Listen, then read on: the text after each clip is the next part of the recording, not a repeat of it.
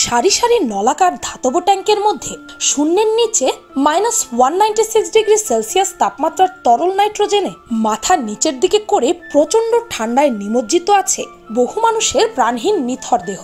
ট্যাঙ্কের বাইরে একটি ফলকে লেখা আছে তার পরিচয়, নাম এবং মৃত্যুর তারিখ। মায়া, মমতা, ভালোবাসার পৃথিবী থেকে এক চরম বাস্তবতা তাদের প্রাণ ছিনিয়ে নিলেও তারা এই জীবনকে ছেড়ে যেতে নারাজ। একদিন খুব উন্নত বিজ্ঞান এবং প্রযুক্তির কল্যাণে আবারও ফিরে আসবেন চিরপরিচিত এই পৃথিবীতে।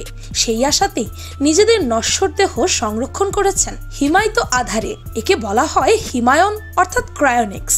ক্রায়োনিক্স কেন্দ্রে স্থানান্তরের পূর্বে প্রথম ধাপে বেশ কিছু ব্যবস্থা নেওয়া হয়। সেগুলো হলো মস্তিষ্কে অক্সিজেন প্রবাহ নিশ্চিত করে কৃত্রিম শ্বাস প্রশ্বাস নিশ্চিত করা, সমস্ত দেহ বরফ ঠান্ডা পানিতে ডুবিয়ে রাখা, রক্ত যেন জমাট না বাঁধে সেজন্য হেপারিন ইনজেকশন দেওয়া, শরীরের কোষগুলোতে পানি থাকে তা যাতে জমাট বাঁধতে না পারে সেই জন্য গ্লিসারিন দিয়ে তৈরি এক ধরনের তরল ইনজেকশন দেহে প্রবেশ করানো। এরপর ক্রায়োনিক্স কেন্দ্রে মাথার নিচের দিকে রেখে ধাতব ট্যাঙ্কে -196°C তাপমাত্রায় তরল নাইট্রোজেনের দেহটি ধীরে ধীরে ডোবানো হয়। ক্রমান্বয়ে দেহটি হিমায়িত ও বায়ুরোধী করে ট্যাঙ্কটি আটকে দেওয়া হয়। এখানেই এদের থাকতে হবে অনির্দিষ্টকাল, সুদিনের অপেক্ষায়। আশা একটাই, একদিন জ্ঞান, বিজ্ঞান আর প্রযুক্তিতে উন্নত হবে মানুষ। তারপর এই দেহগুলোকে হিমশীতল নিকষ অন্ধকার আবাস থেকে বের করে আনবে, তাদের প্রাণহীন দেহে প্রাণের সঞ্চার করবে এবং তাদের দ্বিতীয় মৃত্যুর হাত থেকে রক্ষা করবে। নিজেদের দেহ যথাযথ সংরক্ষণের জন্য 1353 জন মানুষ যুক্তরাষ্ট্রের অ্যালকোর কোম্পানির সঙ্গে চুক্তিবদ্ধ হয়েছে। পুরো পৃথিবীতে আগে থেকেই আরো কয়েকশো মানুষের নিথর দেহ তরল নাইট্রোজেনে হিমায়িত করে সংরক্ষণ করা হয়েছে। আজকে আপনাদেরকে জানাবো তেমনই কিছু মানুষদের সত্যি ঘটনা।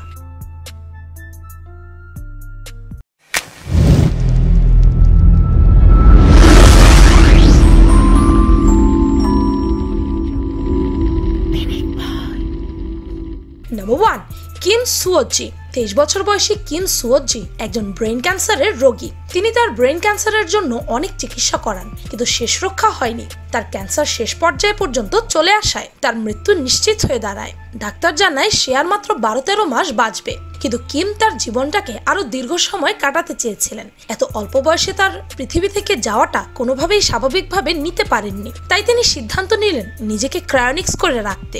বিজ্ঞানের ভাষায় নিজেকে বৈজ্ঞানিক প্রক্রিয়ায় ফ্রিজ করে রাখতে ইচ্ছা প্রকাশ করেন, যাতে উনি আরো 40 বা 50 বছর পর আবারও জাগ্রত হয়ে পৃথিবীটাকে দেখতে পারেন, তার কাছের মানুষগুলোকে বুড়ো হলে কেমন দেখতে হবে। এছাড়াও কিম এক নিউরোসায়েন্সের স্টুডেন্ট এবং তিনি বিশ্বাস করেন আজ থেকে 50 বছরের মধ্যে বিজ্ঞান অনেক এগিয়ে যাবে, তার সাথে টেকনোলজির আরো উন্নয়ন ঘটবে। তখন হয়তো তার এই ক্যান্সার চিকিৎসার নিরাময় চলে আসবে, আর তখন সেই উন্নত চিকিৎসা নিয়ে সে সুস্থতা অর্জন করবে। আর এই সিদ্ধান্তকে তার পরিবার সাধুবাদ জানান, কিন্তু ক্রায়োনিক্স খুবই ব্যয়বহুল হওয়ায় সে তার এই শেষ ইচ্ছেটুকু সোশ্যাল মিডিয়াতে জানান এবং 3 দিনের মধ্যে সে $17,000 এবং 2 সপ্তাহের মধ্যে $50,000 অনুদান পান। 2013 সালের 17 জানুয়ারি তাকে ক্রায়োনিক্সের প্রিজার্ভেশনে নেওয়া হয় এবং তার মাথা ও ব্রেনকে ফ্রিজ করে রাখা হয় এবং সে এখনো সেখানে সেই অবস্থায় রয়েছেন। Number 2, FM 2030। হ্যাঁ, এটাই তার আসল নাম ছিল, যদিও তার প্রথম নাম ছিল ফেরেইডন এম এসফেন্ডাইরি, কিন্তু তিনি তার নিজের নাম পরিবর্তন করে FM 2030 এই জন্য রেখেছিলেন যেন তিনি 100 বছর বাঁচতে পারেন।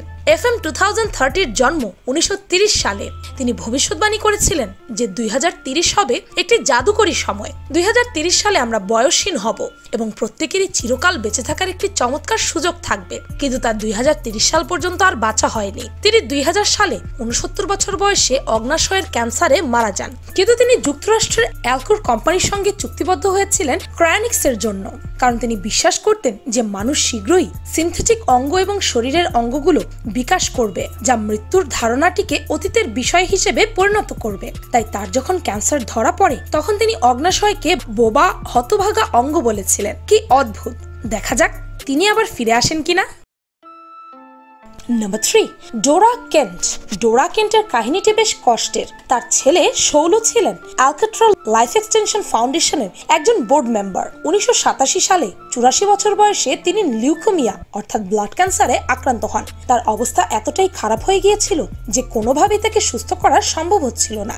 যখন তার এমন খারাপ অবস্থা ছিল তখন অ্যালেক্টার লাইফ এক্সটেনশন ফাউন্ডেশনের সুবিধা নিতে আসেন যেন তিনি মারা যান এবং তারা যেন নিজেদের এক্সপেরিমেন্টের জন্য তাকে ক্রায়োনিক্স করে রাখতে পারেন।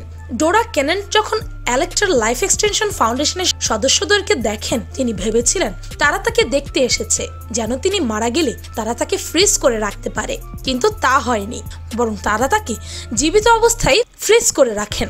বলতে গেলে তার মার্ডার করা হয়েছিল। Number 4, Dave Grey and his wife Valerie.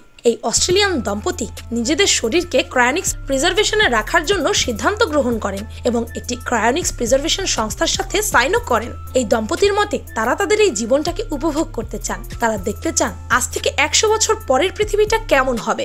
তারা আবার নতুন করে জাগ্রত হয়ে আবার সেই 100 বছর পরের পৃথিবীটাকে উপভোগ করতে চান একসাথে। নাম্বার 5, অনিতা একজন জীবন প্রেমী। সে তার জীবনটাকে খুব বেশি ভালোবাসতেন, কিন্তু জীবন তাকে আর কোনোভাবেই চাইছিল না, কারণ তার ব্রেইন, ফুসফুস ও গলায় অসংখ্য টিউমার হয়েছিল এবং সেখান থেকে তার ক্যান্সার শুরু। তার মৃত্যু পুরোপুরি নিশ্চিত হয়ে গিয়েছিল। ডাক্তাররাও তাকে কোনো আশার আলো দেখাতে পারছিল না, কিন্তু তার বেঁচে থাকার ইচ্ছে ছিল অদম্য। তাই তিনি নিজেকে শত শত বছর যাবৎ ক্রায়োনিক্স প্রক্রিয়া সংরক্ষণ করে রাখার সিদ্ধান্ত নেন এবং তার স্বামী তার এই সিদ্ধান্তকে সাপোর্ট করে। তাদের বিশ্বাস আজ থেকে 100 বছর পর টেকনোলজি আরো এগিয়ে যাবে এবং তার এই রোগের চিকিৎসাও ভবিষ্যতে থাকবে। সেখান থেকে চিকিৎসা নিয়ে সে আবারও বেঁচে উঠবেন এবং এই পৃথিবীকে উপভোগ করবেন।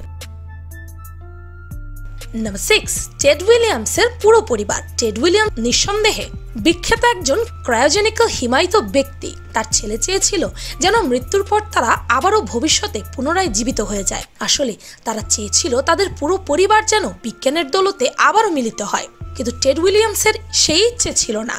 তিনি চেয়েছিলেন তার মৃত্যুর পর যেন তাকে চিতায় জ্বালিয়ে শেষকৃত্য সম্পন্ন করা হয়, কিন্তু তার ছেলে আগে থেকেই অ্যালেক্টার লাইফ এক্সটেনশন ফাউন্ডেশনের পুরো পরিবারের ক্রায়োনিক্সের জন্য চুক্তিবদ্ধ হন। তাই টেড যখন 2002 সালে মারা যান তখনই সাথে সাথে তাকে ফ্রোজেন করা হয়।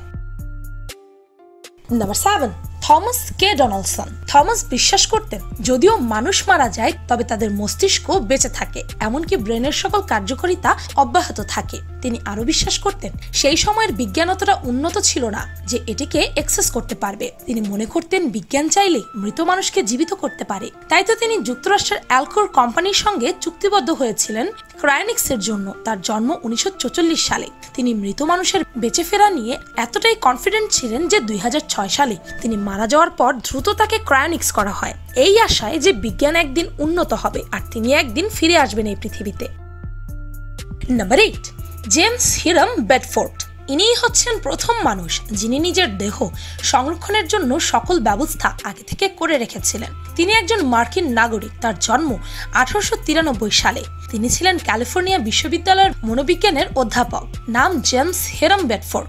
1967 সালে তিনি মারা যান। তিনি মৃত্যুর পর থেকে আজও একটি ধাতব ট্যাঙ্কে হিমায়িত তরল নাইট্রোজেনের মধ্যে অপেক্ষা করে আছেন।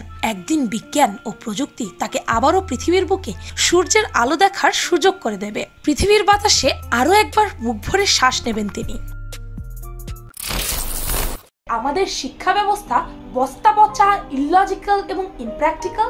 ইংলিশ মিডিয়াম, বাংলা মিডিয়াম, যে কোনো গোষ্ঠীর পিণ্ডি ছাতার মাতার মিডিয়াম একটা সুস্থ, স্বাভাবিক এবং ক্রিয়েটিভ বাচ্চাকে বেকুবে পরিণত করার জন্য যা যা করা দরকার তার সর্বোচ্চটা করে। ডক্টর জর্জ ল্যান্ড, যিনি নাসার একজন উচ্চপদস্থ সায়েন্টিস্ট, তিনি বলেছেন আমরা জন্মগতভাবে বুদ্ধিমান হয়ে থাকি, তবে স্কুল আমাদেরকে বেকুব বানায়।